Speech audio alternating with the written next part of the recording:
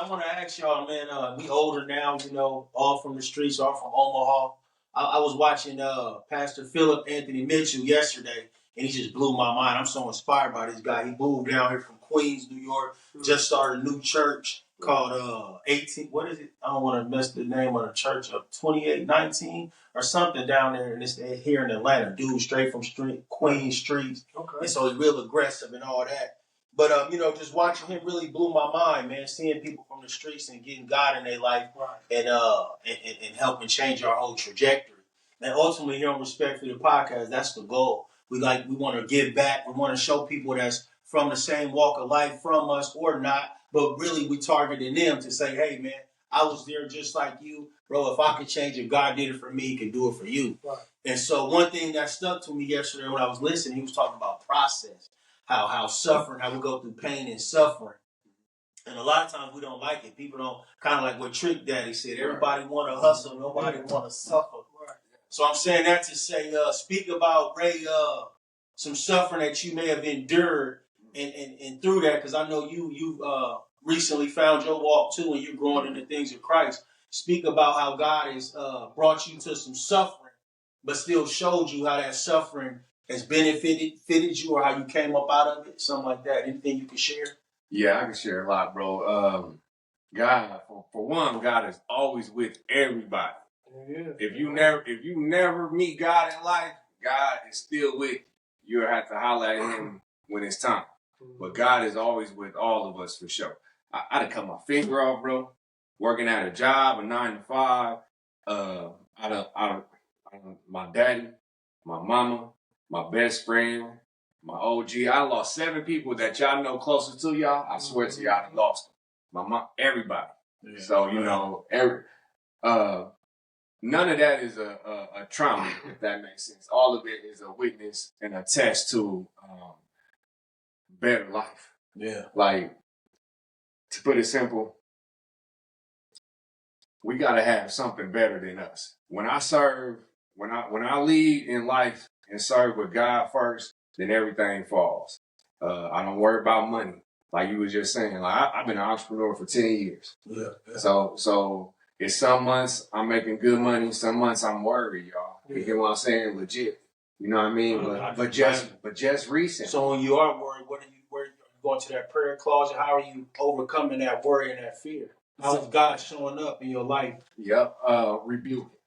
Like directly rebuking situations. Yeah. So if the thought is not of anything positive, right. then that is of the enemy.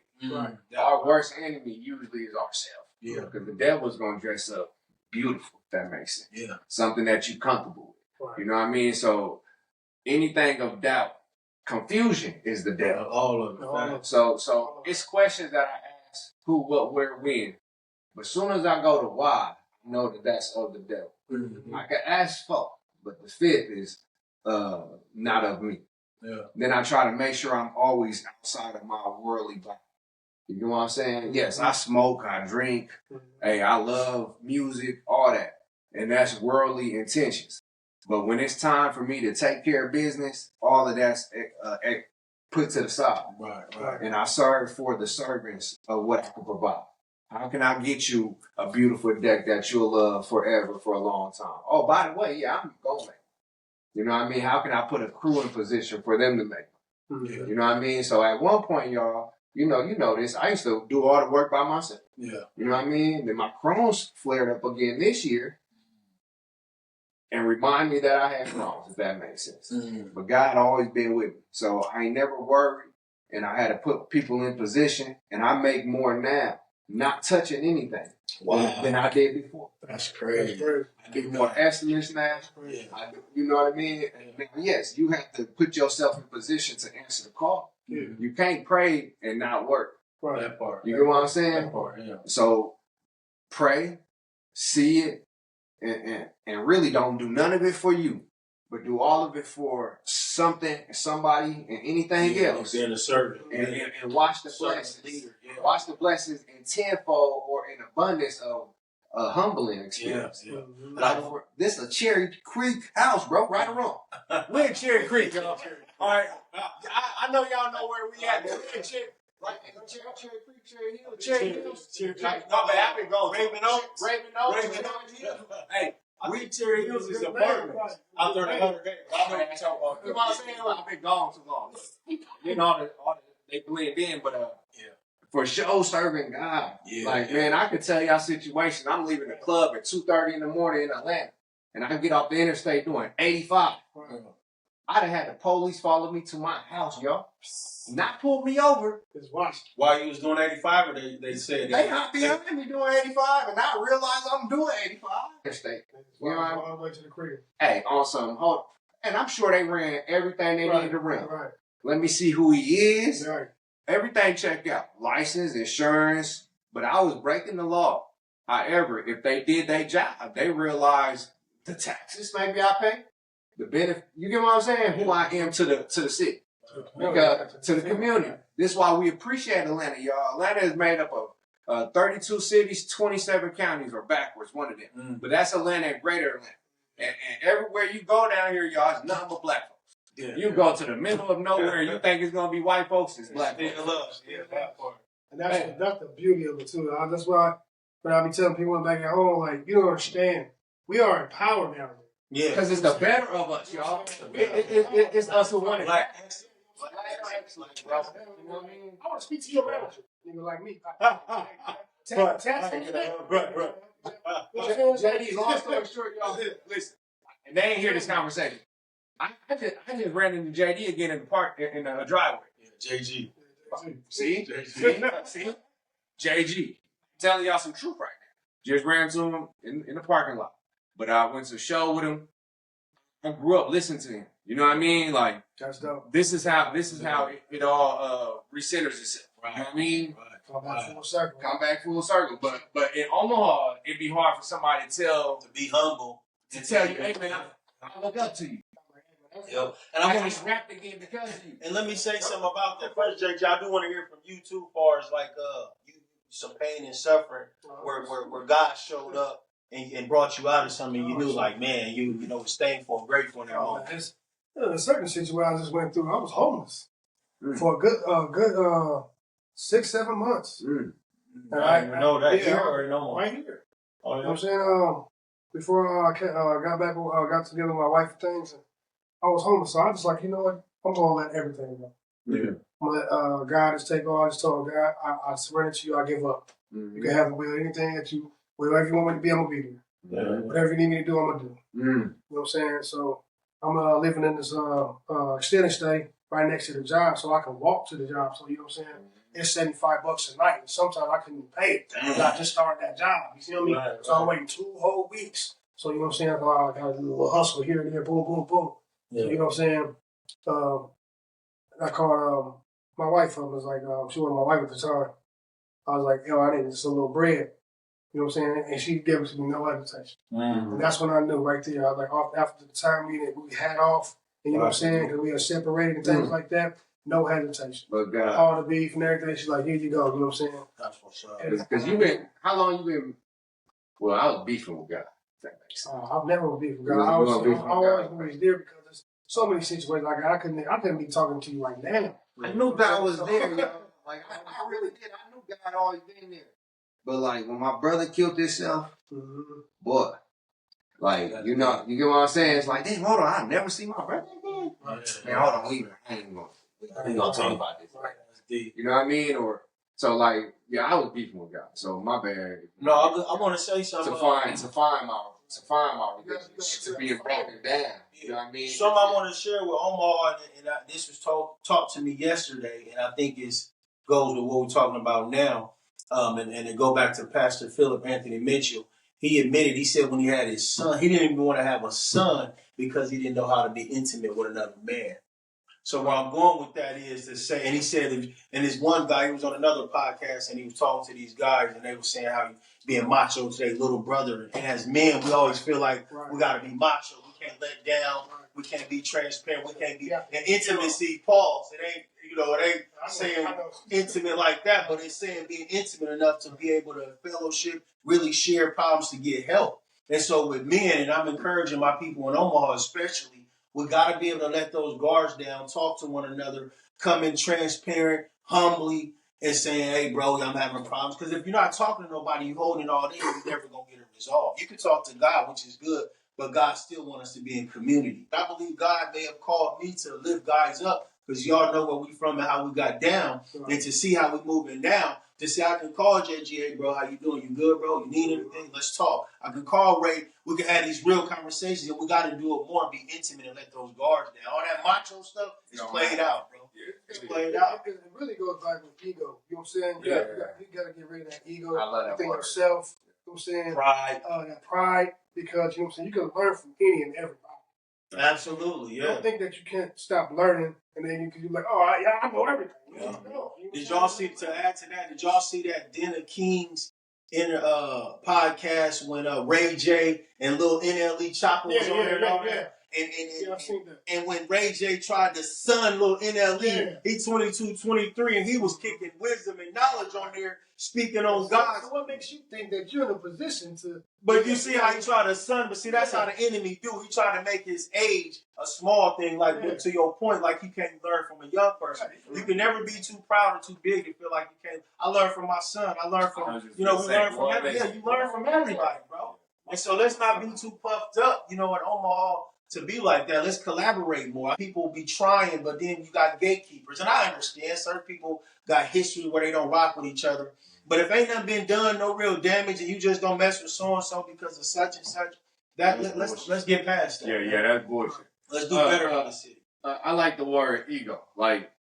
So I think a lot of times, simply in our community, a lot of times we raise single parent. You know what I mean? Literally mama. You know what I mean? I was raised single parent family, but dad. You know what I mean? So it's a rare opposite. Yeah. And then my dad had both parents. Then his dad had both parents. My son, he calls himself V because he's a fifth generation. Yeah. So his name is Xavier Randis. I'm Randis Eugene. My dad Eugene Randis, Clarence Randis. We been there. Okay. So being part of, as far as we could take back in America, black men history, it's a little different. Because I could see when a man is raised by a woman and it's just a boy. Because you don't know how to do what you're supposed to do. Which was me at some We supposed to protect. We supposed to provide. Period.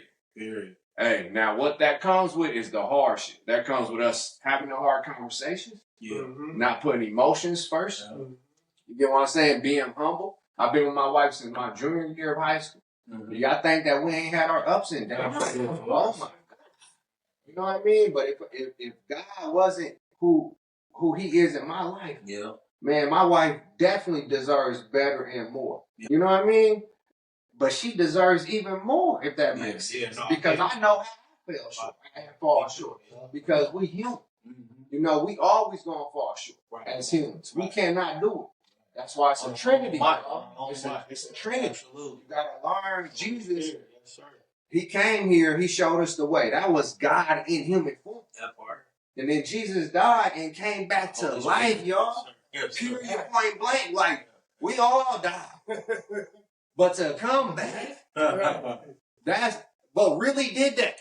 Yahshua, Yahweh, Jesus. I don't understand it. That he come back 3 days later.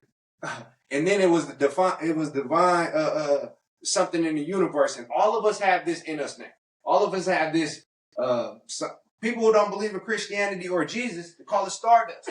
But it's all in us now, ever since this day. Yeah. Mm-hmm. Because it's called forgiveness. It's called asking for forgiveness if you believe that Jesus died for you. Yes, sir. And so, I swear to y'all, yes. Some days I have $20. Other days I have $30,000. And no day do I work. Right.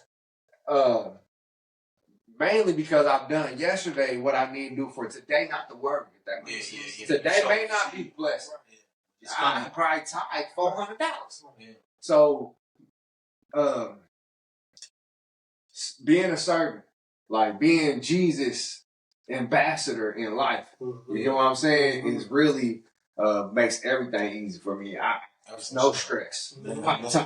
Okay. Right. What I'm learning from this. Why you so? Why you still? Don't even worry about it. You see any stress in me? Never alone. I know I had to start with just praying over my family. Yeah, yes, I prayed all the time. Yeah. And then I got on my knees and I prayed. Yeah. And then now I pray for my wife and my son sometimes out loud. Yeah. Not every day. Not all the time. Right. I should do that 7 times a day. Yeah. So I exercise in faith. Yeah, and what we do, the more you exercise your faith, the more you just like. And then the next generation gonna be more comfortable because they see. And that's what it's for. That's what it's for. Because, like, truth be told, somewhere along the line, ours was jury. Absolutely. You feel me? Like, they went to church, but they won. Yeah, they went outside the church. They judge you so hard. Yeah, they're to where our generation was like, going to church. Yeah. And then life hit us. All of us hit us in the mouth. You get what I'm saying? To where, hey, and like personally, being halfway crazy, if it wasn't for like my sister or my brother and things that they went through, man, I would not be here for sure right now. Because again, I am my own worst enemy. You get what I'm saying? So like that demon that talk to me and tell me that I ain't worthy, I ain't good enough, I'm abandoned, I got abandonment issues, I grew up in a foster home, I'm from a hood, you ain't worthy, you ain't. None of that is positive. That's all the demon speaking. You know what I mean? So we make sure. Now, all I do nowadays, that's what I was just telling you earlier, it's hard for me to kind of go back sometimes. Yeah. Because I'm so, because I'm so right now. I'm speaking to Pastor like honestly, bro, until I get on here. The other day I was speaking with JD. And we was talking past it's counseling and it's healing. I've had the stuff we did we're not proud of. You know, so we were surviving. But it still needs to be said because there's people going through those things. I really be worried about saying it because I'm so big on, especially having sons, I don't want people to look at it and glorify none of that. You know? Or us having sons to treat women the way that we done done. Absolutely. You know what I'm saying? I got 4 girls. So come on, man. And when I'm teaching my girls now, you know what I'm saying? I'm like, what's the first rule? Think about yourself. What's the second rule? Always conduct yourself as a lady, and they know that. There you go. I still add it to them. Yes, sir. Every single day. What's the first rule? Think about yourself. What's the second rule? Always act like a lady. And I'm showing you, you know what I'm saying, when you see your mom, how they act like a lady. So the stuff you see on like TikTok and all that other stuff, that's not ladylike. You know what I'm saying? They ain't nothing supposed to be. That's of the enemy. Right. You know what I'm saying? So, but somebody raised on the right foundation. You get what I'm saying? See, you could build it to Babylon. You see what I'm saying? Right. It got to be built on the right foundation. Yeah, so built on the right foundation, you ain't got nothing to worry about. Just like this young man, your daughter's probably, you know what I mean? People tell me all the time about my son and praying on him. Well poised. I like his style, bro. You did a good job. That's your only one, too, right? So I be worried all the time. He like, I'm like, what you want? He a barber, and you know we in Georgia, y'all. I just can't say everybody got it. It's not like he ever gonna use them, but what I'm gonna do is buy the classes first. Yeah, because I need you to learn this whole situation first. Because he know how to shoot. Because I grew up, you know, they all in my house, so he know gun safety. You know what I mean? But I need you to know. You know what I mean? I need to know the laws. You know what I mean? Reading, y'all. I'm not scared to read. I love to read. I love learning. I love learning. I love learning. You know what I mean?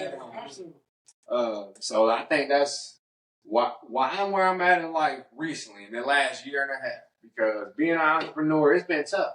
Yeah. Last year, for instance, I was coming into 9 years, and I was not proud of my business. I'm like, man, I'm 9 years. I've been doing this 9 years. And I'm struggling every winter. Man, something got to change. I applied for jobs, y'all. First time in 9 years, I applied for jobs. That's crazy. This whole year, I've been getting all type of offers on jobs. But I put God first, and it just allows I won't worry no more. Right. My wife had got a promotion. This is how God worked. Because at this time, when I'm applying for jobs, my wife working in the warehouse at Amazon, she get a promotion because of her bachelor's degree for fraud investigation, making good money at Amazon now. Corporate, you know what I mean? Wow. Work from home or work.